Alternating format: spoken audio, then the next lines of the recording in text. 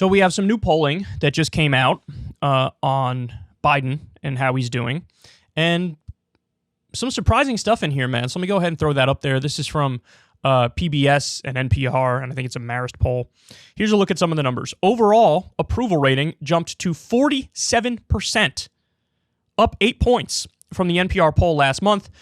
Presidents don't generally see much, if any, bounce out of a State of the Union address. That's not my understanding. I thought they almost all did. Since 1978, there had only been 6 times when a president saw an approval rating improve 4 points or more following State of the Union addresses, according to the pollsters. 3 of those bounces were for former President Bill Clinton.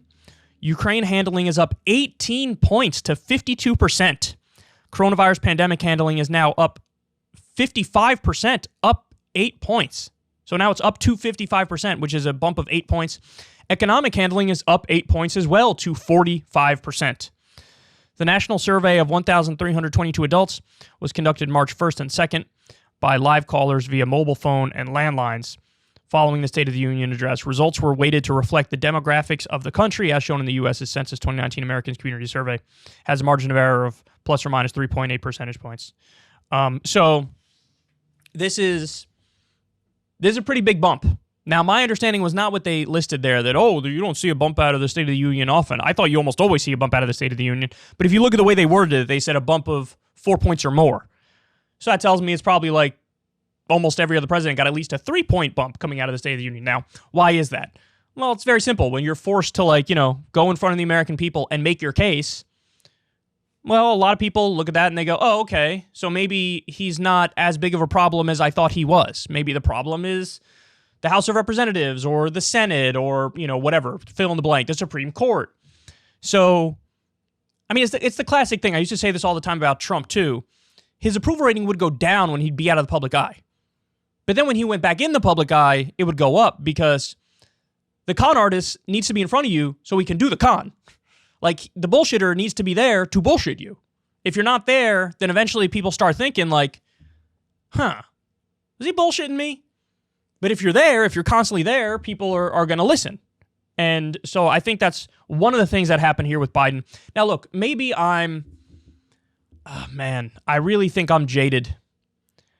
I'm a skeptical person. I hope I don't cross that line into cynical, but I'm a skeptical person. And what I have to say is the speech largely got under my skin.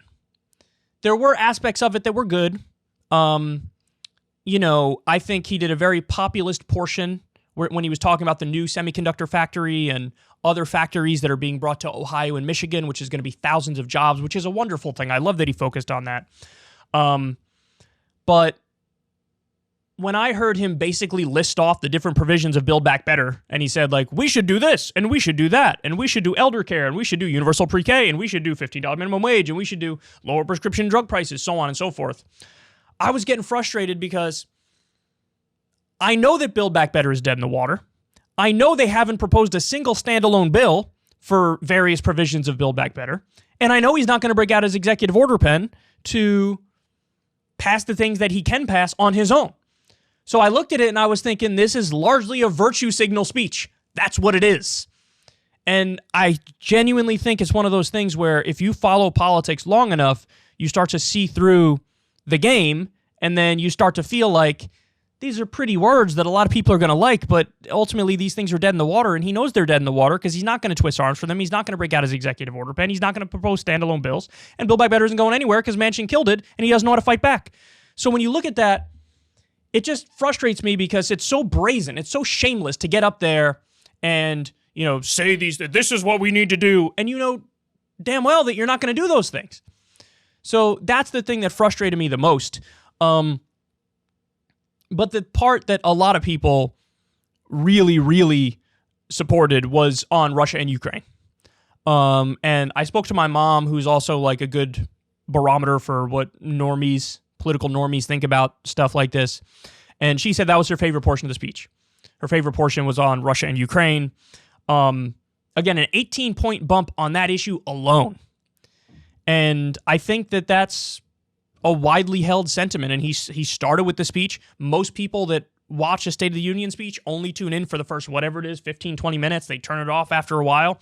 And so he led with that issue. And, apart from the typical Biden stumbles and fumbles and stuff like that, he did do okay on that stuff. And so, I mean, again, this is a large bump, an 8-point bump to 47%.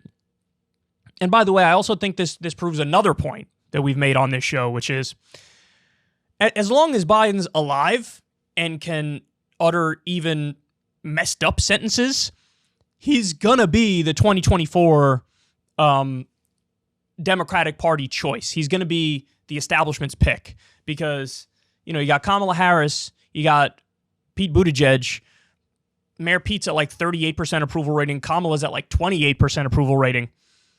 Biden, all he had to do was trip over himself and say a couple words for like an hour, and he shot right back up in popularity, which shows that, he may have bottomed out because he went through a really rough period there, numbers-wise. He may have bottomed out.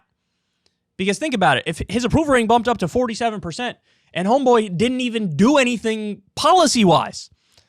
Like, I've been screaming from the top of my lungs about this. For the love of God, sign an executive order taking marijuana off the controlled substances list, thereby legalizing it.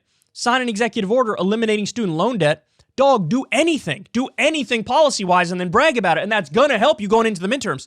But the fact of the matter is, he didn't even do those things, and just the fact that he got in front of people and talked for a little bit made them go, I guess he's not as bad as I thought he was. 47%, again, this is way above anything Trump was at this point in time in office.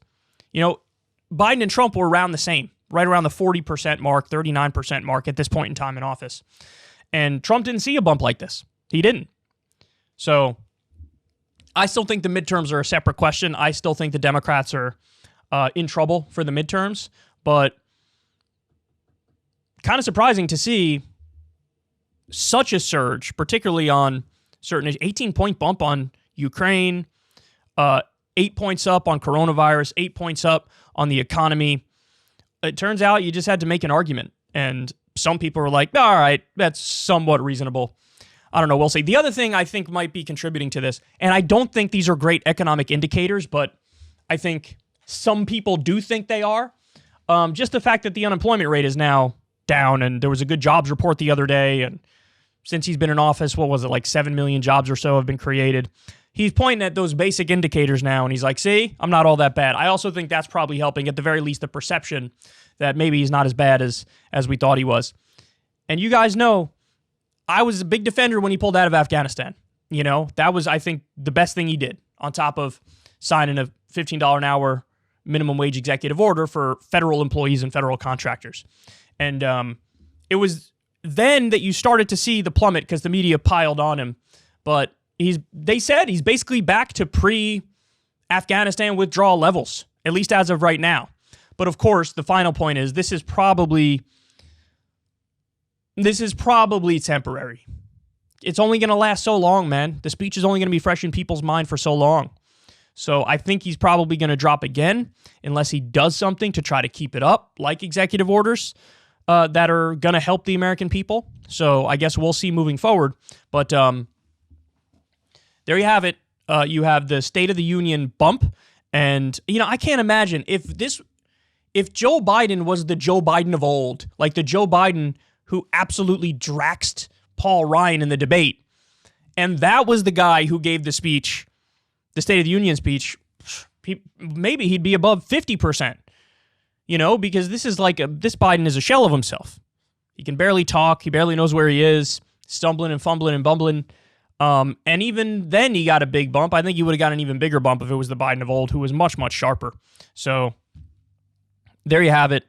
Of course, the ultimate position I land on is, for the love of God, actually do stuff to help Americans and earn the higher approval rating.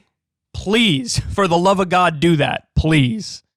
If you want to see me and Crystal Ball interview legends like Noam Chomsky, Cornel West, and more, subscribe to Crystal Kyle and Friends on Substack. $5 a month gets you the video version a day early. Remember, we take 0 ad dollars for this podcast. Or you can sign up on Substack for free and get the audio version a day later. Link in the video description box below.